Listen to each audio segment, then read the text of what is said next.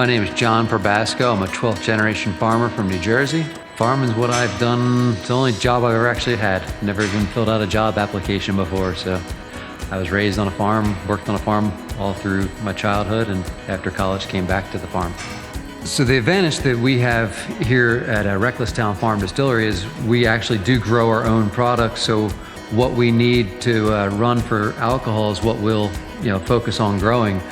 To grow the kind of quality corn that we're looking for, we'll spend a great deal of time assessing each field to make sure there's no problems that are within our control. The best thing you can see in a cornfield is your shadow when you're checking your plants. Although we try to grow the highest quality corn for all our customers, for the distillery in particular, I'm selecting the corn from the best of what we have and only cherry picking the very best of quality corn with the least amount of weed, seed, or damage to it to bring to the distillery, so Ben has the best ingredients to work with.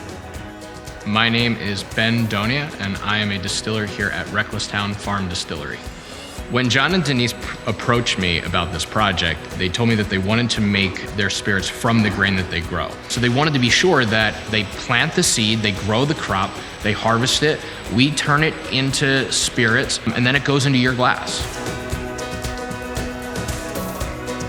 So we were able to work with the still company to design a still that would be able to actually do that, to rectify our spirit up to a high enough proof to actually make clean, nice vodka.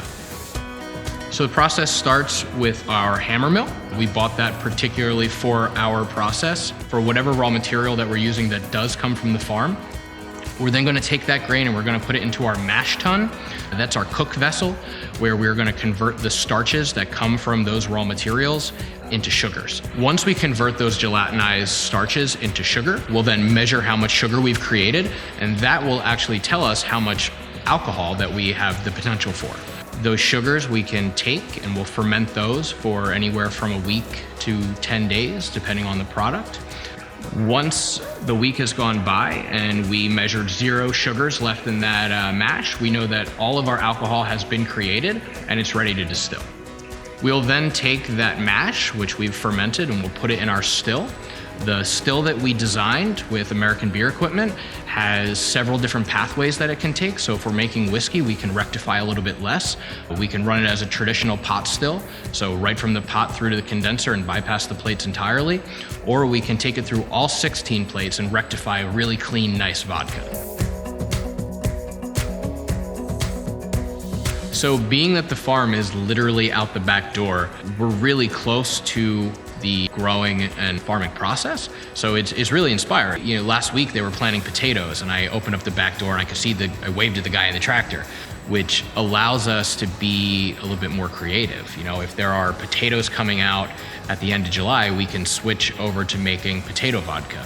If there's plenty of pumpkins around, maybe we can try and ferment some pumpkins.